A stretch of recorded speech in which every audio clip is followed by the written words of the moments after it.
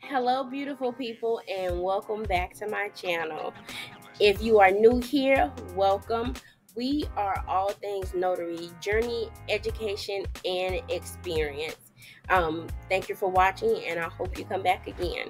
If you have been riding with me, thank you for returning, and I hope that you are enjoying and getting something from these videos anytime that I upload them. So in today's video, we are going to be doing a notary signing agent walkthrough of a debt settlement. I know a lot of people don't do these because they feel that there's liability that comes with them, but I do them, and I feel that just like we represent the title company, the signing company, and the lender when we do any type of loan signing, I feel that it is the same thing when you're representing the company that is hiring you to do a debt settlement. Without further ado, let's get into it. So a debt settlement is about 70 pages long, and it usually takes anywhere from 30 minutes to an hour to complete. I've had some that take 15 minutes, and I've had some that have taken an hour because the signer wanted to read every page of the document. So it just depends on the signer of how long it's going to take you. Most of the time, you don't have to ship any documents back. These are only scan back only. So that's a pro, that you don't have to go to FedEx or UPS.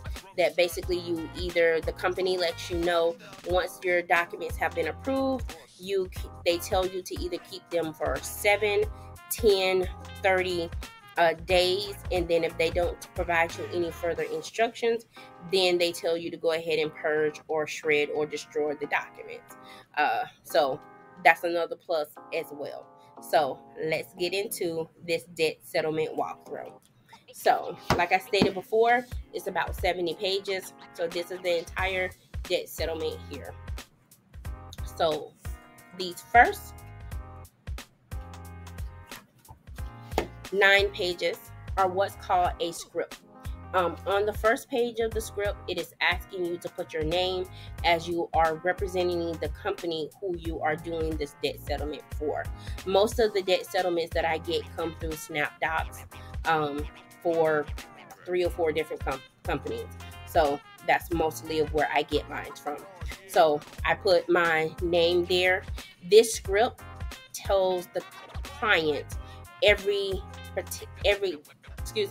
this script tells the client, and it has descriptions of what the client is signing today and how the program works from start to finish.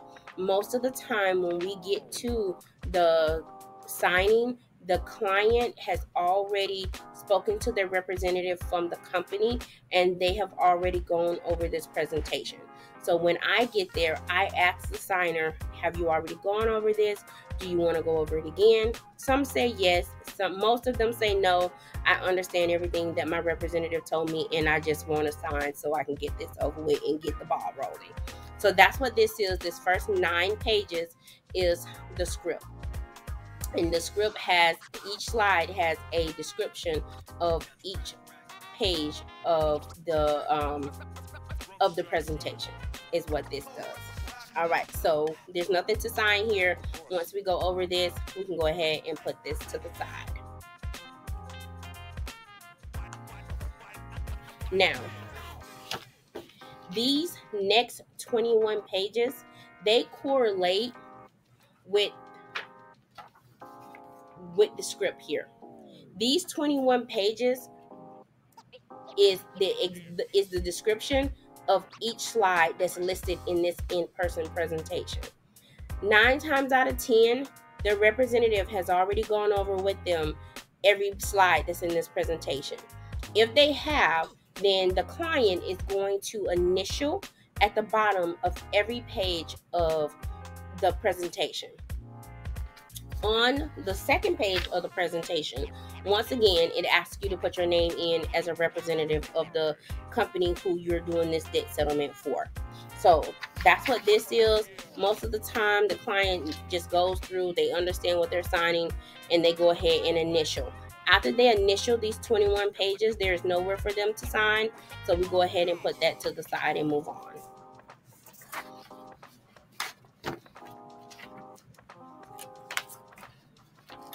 Next, we have directions.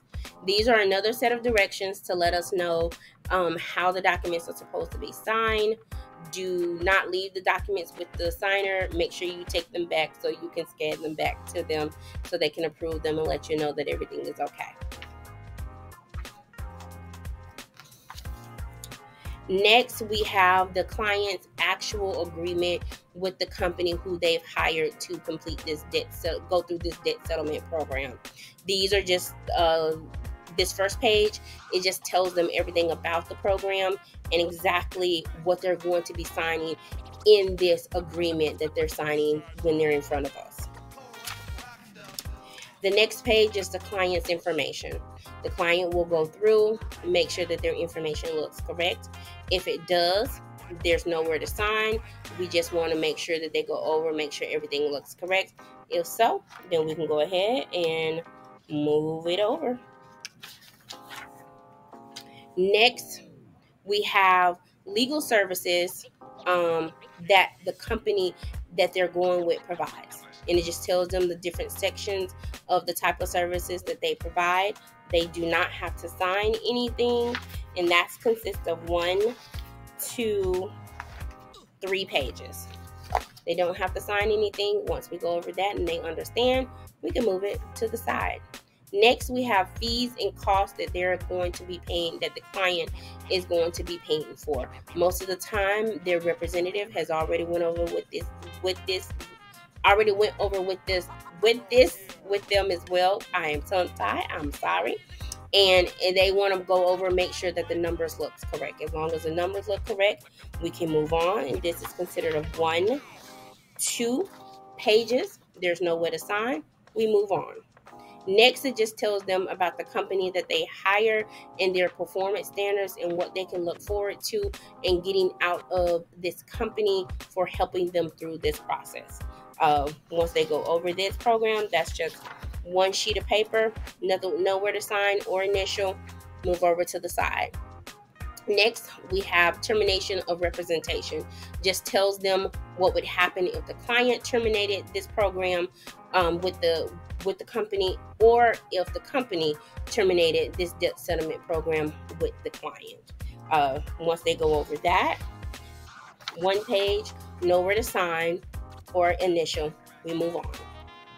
Next, we have important terms and disclosures. You can go over. It basically tells the client what their responsibilities are with the company, what they're authorizing the company to do, their acknowledgments regarding this program that they're going to be in. They do have to initial. This is considered on 1, 2, 3 pages, and then on page 1 and page 2, they do have to initial in 3 different spots. Nowhere to sign. Once we have those initials, we can move on to the next. Next, we have an arbitration agreement. So it just tells the client that if they ever go to arbitration with any of the companies that they are enrolling into this program, this tells them what the company will do for them. There is nowhere to sign or initial. Once the client understands, then I apologize. There's 1, 2 pages. The client does have to initial on page 2. I apologize. Once they initial and they understand, we can move on. Next, we have a class action waiver. If any of the companies that any of the debts that they enroll ever become on a class action suit, this is just a waiver to tell them what the company would do at that particular time. They do have to initial this page. It's only 1 page. Once they deal with that, then that's fine with that. Now, then this next page is that this is the signer signing the entire agreement, saying, hey, I understand that everything that we just went over and that I am agreeing to. So here they date and sign, and then they move on. Next, we have the notice of right to cancel. That should be very familiar to all of us. They do not sign the notice of right to cancel.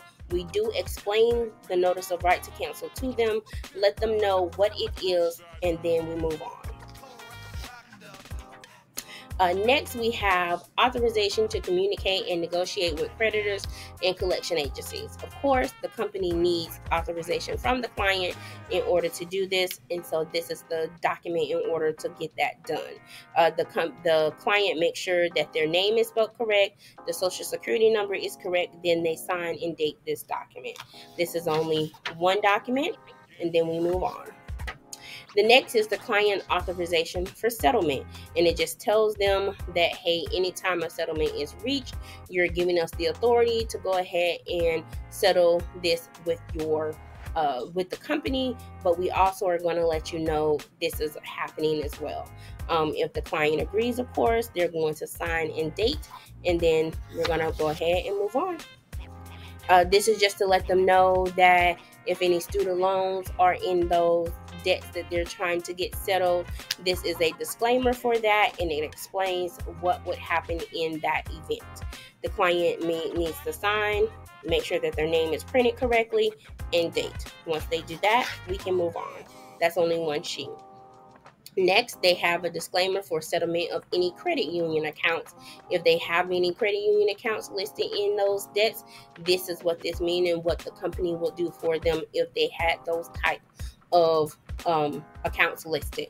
Of course, if the signer agrees, they will sign, make sure that their printed name is correct, and then date. This is only one sheet. Can't get it. And then we'll move on. They have another arbitration disclosure that is listed that just breaks it down in further context for the client. Once they go over this and if they agree, then they go ahead and sign, make sure their printed name is correct, and date. This is consisted of one page, and we go ahead and move on. Next, you have bankruptcy versus debt negotiation and election of services. This is just tells them, hey, if you had chosen bankruptcy, this is the way it would have went. If you chose debt settlement, what you did, this is the way it went. This is 1, 2, 3 pages, and then on page 3, they do have to sign and date. Next, we have a hardship and budget information. This is just like a list to tell them all of their household debts that they have, as well as their income, to see how much money they have left over at the end of the month, to see basically how much they're going to be paying for this program every month that they're going to be on to try to get these debts settled. Once they go over that, it does not need to be signed or initialed, so we can just move on.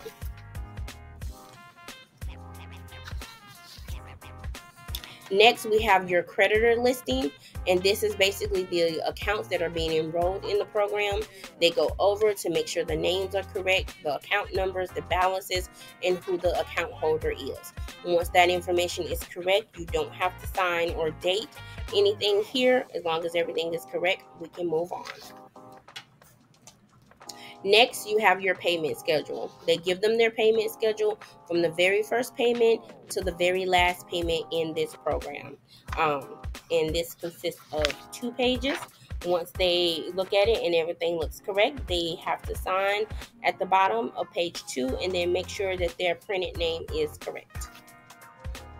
Next, you have electronic communication verification. Of course, most of us get things by email, so they review their email to make sure it's correct and state, yes, it's okay for you to send me correspondence via email. Then they make sure that's correct. If it is, then they can go ahead and initial. They do not have to sign, and then we can move on. Next, we have the power of attorney. This is the only form that's in the packet that is actually notarized. We have the client's information listed at the top, and then of course, if everything looks correct, they put the date, sign, make sure that their social security number is correct, and then I or you are going to notarize at the bottom. It is an acknowledgement, so you'll fill in everything, sign, and put your stamp. Next, you have what's called the face-to-face presentation acknowledgement. This is just to say, hey, this is your confirmation that both of you were present and that this was completed. You have to put the date. You have to put the time that the signing started, the time that it ended, and the location. The location, you have to put the entire location's address, which includes the city, state, and zip code. Then, as the representative for the client, I'm going to sign and print my name, and then the signer will sign their name, and their name is already printed there. Make sure that's correct, and if so, we move on. Next, you have your account information authorization. This is a form that the client has to fill out completely. This is how they're going to send the money every month to the company, so they can make sure that they can help them with their debts. If they wanted to add a voided check, they can, but please understand that they must fill this out completely. Unlike your loan signings, they cannot just attach the voided check and say, please see voided check. They will not take that. They do have to have everything filled out, and then you can place the check at the bottom. Once that information is filled out, they will sign, they will make sure that their printed name is correct, and then they will date as well. Next, we have the dedicated account agreement and application. This is to let them know, hey, the money that you're going to be providing us every month to help you settle your debts that have been enrolled in the program are going to be kept in a special savings account, and this is the agreement and the company who's going to keep that account. So this is based on 1, 2, 3, 4 pages. And for pages 1, 2, and 3, they do have to initial at the bottom right of each one. And then at the bottom of page 2, they do have to sign as well. Then on page 4, it has all of the client's information listed again. They need to make sure that everything is correct at the top. It has 2 sections. The first section, they make sure everything is filled out correctly. And if it is, then they sign and date. At the bottom, they once again have to put the bank information that they put on the authorization form, and they cannot put C authorization form. They have to actually put the bank name, routing number, account number, bank address, city, state, and zip code. I did have a client one time where she just put C authorization form, and they made me go back out and get another form completed. So let my error serve as an example for you not to do that. Then once that information is inputted and everything is okay, then you will sign, and the client will sign and date at the bottom. Once that happens, then we can go ahead and move on. The next is, it just says leave behind for client, but it's just the next steps of what happens after all of the documents have been completed. You will leave this with the client, and you can tell them, it tells them, congratulations, this is what's going to happen next. If you have any questions, this is who you can contact, this is their phone number, and this is their email address. So once you leave that with them, that is all of the documents. And it's easy. It doesn't take that long.